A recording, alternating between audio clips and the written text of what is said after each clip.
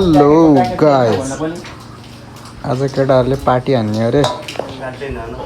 भलक बनाउनलाई फेरि यहाँ मासु काट्दैछन् एउटा चाहिँ यहाँ छ नि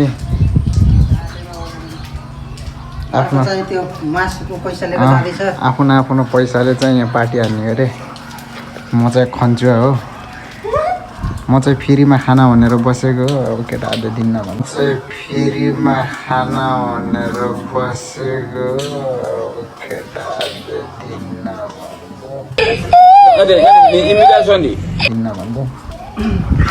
म चाहिँ नाङ्गा पारामा बसेछु म भर्खर ड्युटीदेखि आएको कि त्यो भएर हाम्रो सोल्टीले चाहिँ बनाउँदैछन् आजको भान्से चाहिँ हाम्रो सोल्टी एउटा चाहिँ त्यहाँ दर्शकले हेरिरहेछन्